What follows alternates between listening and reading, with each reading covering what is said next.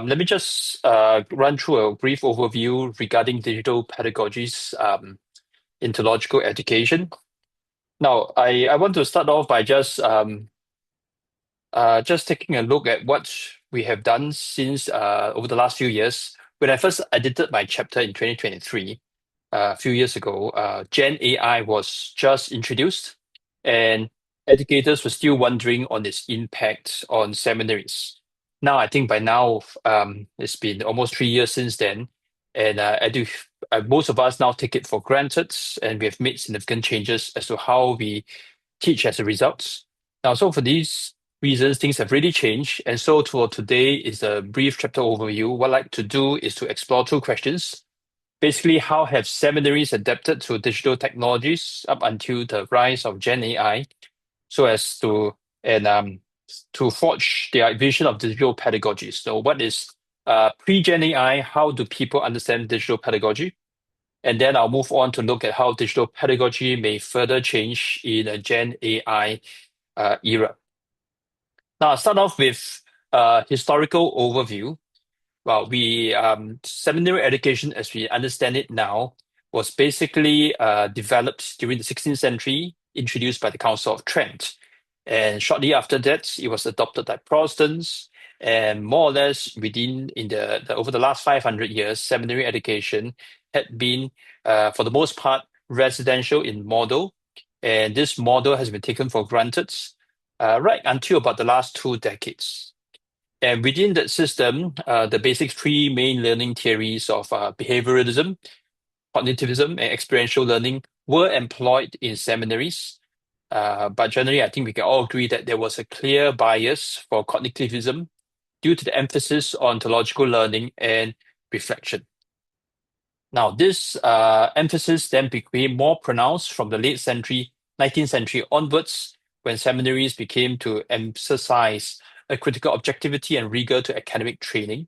So the net result is that the professor was often regarded as the expert instructor. This is her value add, and there's less emphasis, as noted by many scholars, given to the spiritual formation of students and the practical ministry needs of churches. Now, despite all these issues,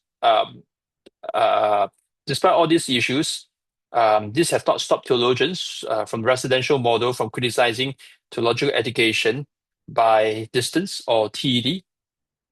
Now, they criticize it as less inferior, as more inferior than residential training. Now, TED actually started more than 100 years ago, and it basically leveraged on the different technological changes over the centuries, from the invention of audiovisual equipment to learning management systems that deliver digital education. So now, a lot of ink has been spilled on the value and legitimacy of TED. A lot of scholarship have focused on that. But let me just summarize the findings of TED. Now, first of all, contrary to the naysayers, research on TED discovered that when it's properly curated, it has proven to be transformative. David Wang's 2022 study in particular goes even further to suggest that at least during the pandemic period, TED students by and large fared consistently better than their residency counterparts in terms of spiritual well-being. Now, number two, there's also research on TED that shed light on how online learning experiences can be enhanced. So, for example, students' learning communities can be broadened from their online setting by extending to the communities they are already nested in, whether it's their workplaces or their churches. Now, such an approach can greatly enhance their ability to integrate their learning, and especially with their daily experience at work and ministry. Now, John Palka also did a research that notes further that actually church congregations where students worship play a more important role in their formation, and there's something to be emphasized. It's far more important than the influence of classroom learning, which ranks a mere third. Now, there are also several studies that focus on how do you do TED well. Basically, they emphasize on design issues. And so on the organizational level, for example, it's been observed that seminaries need to realign their vision, their mission, their ministry philosophy, even their organization structure and resources in order to deliver TED well. In other words, TED is not theological education by distance. It's not something that's an afterthought. You really need to strategize and execute it properly. Now, so to sum up all these different debates of whether theological education by distance is legitimate and not.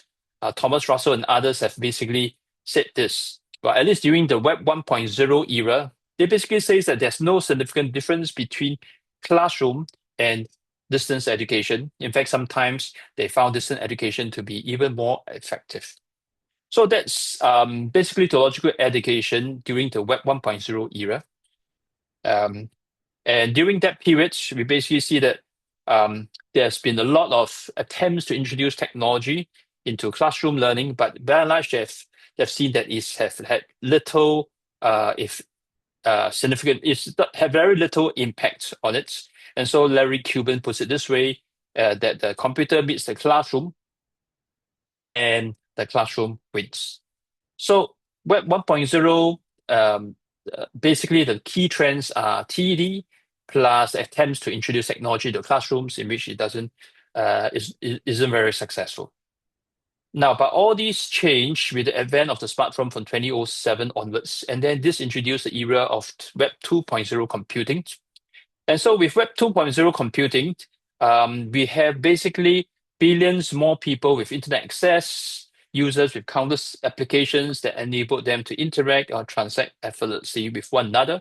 And so digitality now becomes more ubiquitous. There are new forms of digital media, communications, transforming the way that we have learned. So I would like to, at this point, summarize some of the key developments here. So basically, we have first of all, the rise of digital humanities, which basically leverages on the existing databases, desktop Bible application, digital libraries that's already available to many of us over the last 20 years.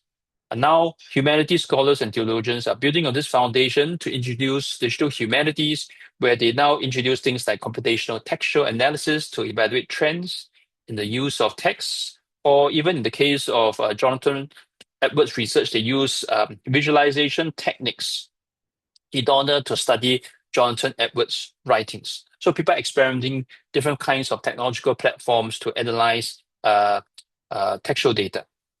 So that's one. The second thing that's been helpful is that we now see that there's a growing range of educational technologies.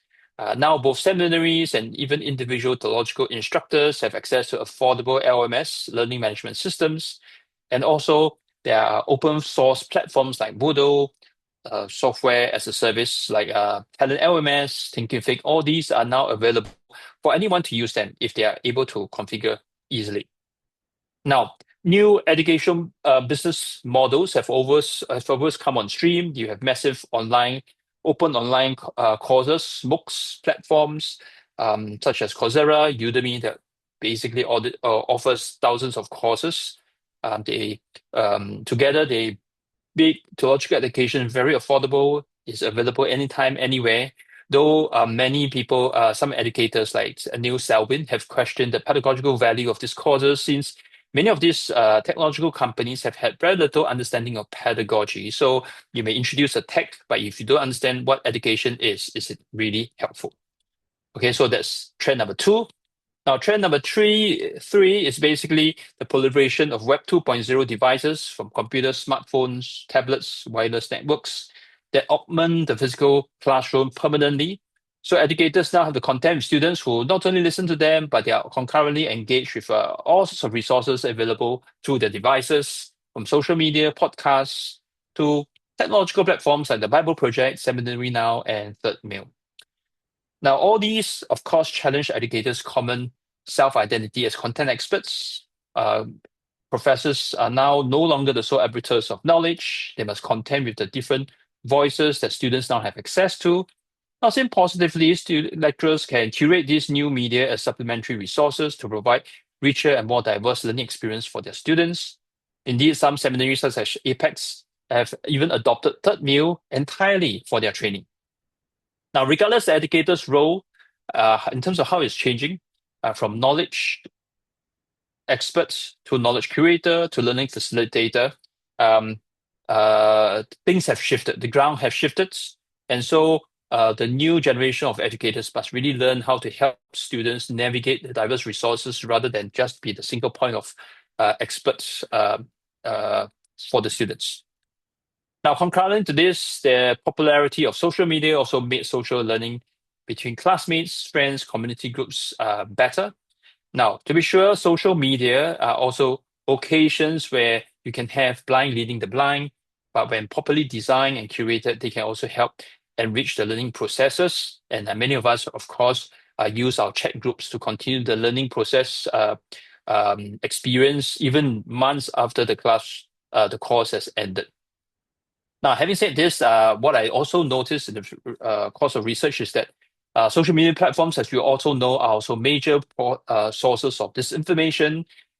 Stephanie Pappas has noticed that both young and old can be equally vulnerable to fake news. And so now, in addition to training people how to use the diverse resources, we must also train people how to think and identify disinformation.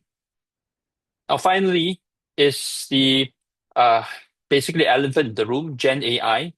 Now, after ChatGPT was launched in late 2022, we have seen the proliferation of all sorts of AI engines. And during that period, many educators were concerned whether students will use Gen AI to write their assignments, whether it's book reviews, essays, tutorial questions, and so on. And we all discovered they certainly did. Some of our classical modes of assessment basically doesn't work anymore. Okay, and so um, from there, educators went on to wonder whether the brain rot will kick in. Basically, the next generation of students will use Gen AI unthinkingly to fulfill their course requirements, with the end result, they may graduate without developing any kinds of critical thinking skills. Now, these are all real issues, and we are all trying our best to deal with it. But having said this, Gen AI also provides new possibilities for learning. First of all, I think they can automate aspects of our research and lesson preparation. Basically, everyone, whether has in hand, at the fraction of cost, a digital research assistant that will answer our bits and calling anytime, anywhere. It's just fantastic, right? Um, you don't need a budget for research assistants nowadays. Secondly, Gen AI also offer personalized learning by catering to the students' individual learning needs. So instead of asking a teacher, they can query ask Gen AI to demonstrate a concept in different scenarios, summarize information, and so on, teach them how to write essays. So students are not left on their own. They can interrogate the Gen AI in terms to improve their learning process. Now, finally, Gen AI also provides wide range of a wealth of information for students. And so when properly guided, students can learn how to synthesize the learning, develop critical thinking skills. Now, such systems thinking skills, I believe, will not only be crucial in to help them identify gaps in the Gen AI's outputs, but eventually help them to flourish in our increasingly complex uh, future. The future oftentimes is going to be interdisciplinary, and so without the help of Gen AI, it's going to be difficult to cope. Now, granted all this, it does mean that students will lose some degree of in-depth learning. And now, what problems would this cause in the longer term is not entirely clear. For example, is the impact like the introduction of digital calculators and how it has hampered students' ability to produce statistical formulas? Or is it like how logos and accordance have weakened the average student's biblical language ability, for which for many people has always been a losing battle anyway? But so these are things to think about. We are all discovering new ways of using Gen AI and new problems it creates for us. So this conversation can only continue. But let me conclude. So what I want to say is that when we think about digital pedagogies for theological education and how it digitized, we want to say that the classical mode of seminary education remained largely unchanged for the last 500 years until the last 20, 30 years. Now, the last 100 years, however, have seen theological education by distance evolving, and for longest time was disdained by many educators, but research has shown that it can be transformative. Now, and that has continued for many people, and in many seminaries, 50, 60% of students are now engaged in some form of TED. Now, Web 2.0 does introduce a new era of education technologies and approaches, and this has basically changed the assumption for many faculty that you are the content experts. That's no longer the case. Increasingly, the faculty must become the content curator also, and also the facilitator of learning. Now, over the last 3 years, however, Gen AI then aggravates all this and by introduce another competitor to the idea of the faculty as the curated content experts.